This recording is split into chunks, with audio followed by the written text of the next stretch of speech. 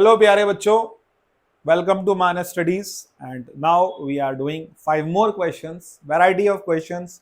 NEET के PYQs हैं जो कि हम कर रहे हैं, एग्जाम्स में आते हैं क्वेश्चंस।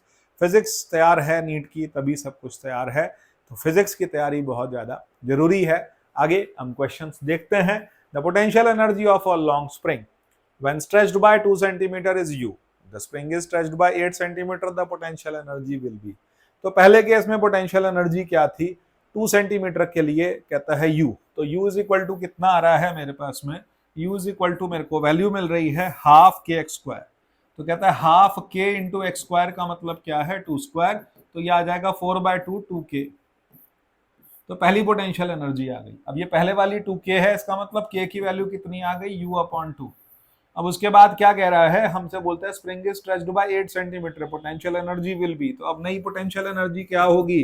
हाफ के एक्स स्क्वायर। तो इसका मतलब k/2 इंटू एक्स की वैल्यू कितनी दे रखी है? u/2। तो u/2 का स्क्वायर, तो u/2 का स्क्वायर कितना वैल्यू मिल जाएगा मेरे पास में? क्योंकि डिस्प्लेसमेंट हमको कितना बताया है? डिस्प्लेसमेंट हमको बताया है, डिस्प्लेसमेंट है 8 सेंटीमीटर, तो 8 का स्क्वायर और उसके बाद k की वैल्यू कितनी आ रही है? u/2। तो इसका मतलब u/4 इंटू 64 को काटा तो it's coming 16u। The potential energy is coming 16u। This is the answer. Let's go to the next question. Question number आ जाता है मेरे पास में 2। तो क्वेश्चन नंबर 2 क्या है उसको समझते हैं।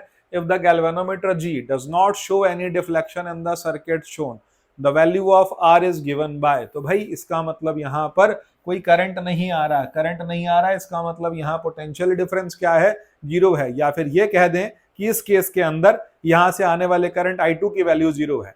होगा कैसे सॉल्व? तो कहता है किरचॉफ से ही होगा। यहाँ से I1 करंट लिया, यहाँ से I2 हमने दिखाने के लिए लिया, यहाँ आके करंट I1 प्लस I2 हो गया और यहाँ आके करंट I1 वापस आ गया, यहाँ करंट I2 वापस हो गया। क्योंकि मैंने I2 इसलिए लिया ताकि मैं 2 को यूज कर सकूं। अब मेरे पास में गैल्वेनोमीटर का जो रेजिस्टेंस है वो भी हमको नहीं बता रखा है, लेकिन हमको इतना पता है कि यहाँ पर कोई करंट नहीं आ रहा। अब करंट नहीं आ रहा है तो इसके बाद हम इसको सॉल्व कैसे करें? तो सॉल्व करने के लिए हमारे को वैल्यू पूछ रहा है किसकी? आर की। अब आर की वैल्यू निकालने के लिए जब मैं ये वाला मैश लेता हूं तो क्या मिलेगा? तो 10 वोल्ट इज इक्वल टू 400 और इंटू करंट कितना आ रहा है? कहता है करंट है I1 और यहां पर करंट कितना है? R into I1 plus I2। Equation number 1 आ गई। दूसरा केस क्या है? कहता है 2 वोल्ट इज इक्वल टू, यहां पर जो रेजिस्टेंस है, कहता है गैल्वेनोमीटर का रेजिस्टेंस अगर मैं नेग्लिजिबल ले लूं तो फिर 2 वोल्ट इज इक्वल टू यहां पर करंट कितना आएगा? तो कहता है 2 volt is equal to R into value कितनी है? I1 plus I2। तो इससे मुझे I1 प्लस I2 की वैल्यू किसके टर्म्स में मिल गई? R के टर्म्स में। तो R into I1 plus I2 की वैल्यू मेरे पास 2 ओम आ गई। अगर ये 2 आ रही है तो इसका मतलब 10 इज इक्वल टू 400 और इंटू I1 प्लस 2, तो इसका मतलब 8 इज इक्वल टू कितना आ गया? 400 इंटू I1 और I1 की वैल्यू कितनी आ गई? 8/400, दैट इज कमिंग 1/50 एम्पियर। अब अगर मेरे को I1 की वैल्यू मिल जाती है और I2 मेरे पास 0 है तो मैं R की वैल्यू निकाल सकता हूं। अब R की वैल्यू कैसे निकलेगी? तो कहता 2 is equal to R multiplied with I1 मेरे पास कितना है? 1/50। I2 कितना है? कहता है 0। तो R की वैल्यू कितनी आ गई? 50 इंटू 2 100। ऐसा कोई ऑप्शन है? यस, ऑप्शन है, ऑप्शन नंबर 3। तो भाई I2 0 था, लेकिन हमने जस्ट सॉल्व किया दिखाने के लिए ताकि मैं R की वैल्यू निकाल सकूं। नेक्स्ट क्वेश्चन की ओर चलते हैं। Question number comes 3। क्वेश्चन 3 की बात करते हैं। A 12 volt 60 watt lamp is connected to a secondary of step down transformer when the primary is connected to mains of 220 volt. Assuming that the transformer to be ideal, what is the current in the primary winding? अब primary winding के अंदर current पूछ रहा है, लेकिन उसके बाद ये भी बता रखा है कि प्राइमरी का वोल्टेज कितना है। अब हम करें क्या? तो कहता है यहां पर जो फार्मूला होता है वो होता है क्या? E secondary into current secondary into voltage secondary is equal to current primary into voltage primary. अब यहीं पर कह क्या रहा है? कहता है यहां पर AC वोल्ट्स दे रखी है, whose primary is connected. Primary की वोल्टेज दे रखी है 220 वोल्ट। प्राइमरी का करंट क्या है? हमें पूछा है।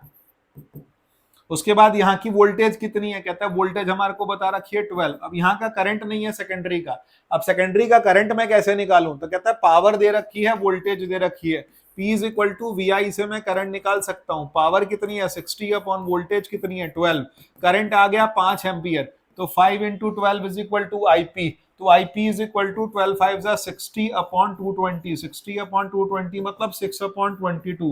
अब 6 अपॉन 22 जब मैं डिवाइड करता हूं तो कितनी वैल्यू आएगी, approximately 0.27 ampere. This is the answer of question number 3 का ऑप्शन ए आ रहा है। Let's go to the next question. Question number आ गया मेरा 4। क्वेश्चन 4 क्या कहता है, light travels a distance x in the time t1। तो कहता है यहां पर डिस्टेंस x है, टाइम t1 इन एयर, तो इसका मतलब स्पीड इन एयर कितनी आ गई, c इज इक्वल टू हो गया x upon t1।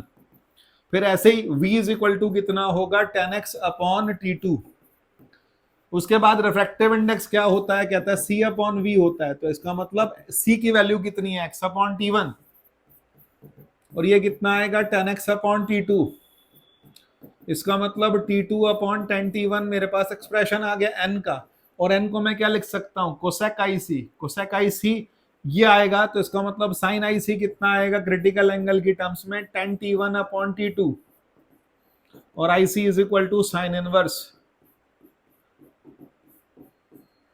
10t1 upon t2। ऐसा कोई ऑप्शन है, yes, option number 4 is correct.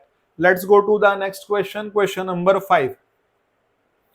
The magnetic energy stored in inductor of inductance 4 microhenry if the current 2 ampere is, तो कैसे calculate करें magnetic energy, तो energy के लिए जो मेरे पास फार्मूला होता है वो होता है 1/2 Li स्क्वायर। तो एनर्जी के लिए 1/2, अब L की वैल्यू कितनी है 4 micro henry, 4 into 10 to the power -6 into current कितना है 2 का स्क्वायर, 2 का स्क्वायर मतलब 4, 4 4 से 16/2 8 माइक्रो जूल्स। आंसर आ गया क्वेश्चन नंबर 5 का ऑप्शन नंबर 4। तो ये हमारे कुछ 5 क्वेश्चंस हैं, and thank you for connecting. और थोड़े से क्वेश्चन हर दिन 5-5 क्वेश्चंस आप सॉल्व कर सकते हैं हमारे साथ कनेक्ट करके।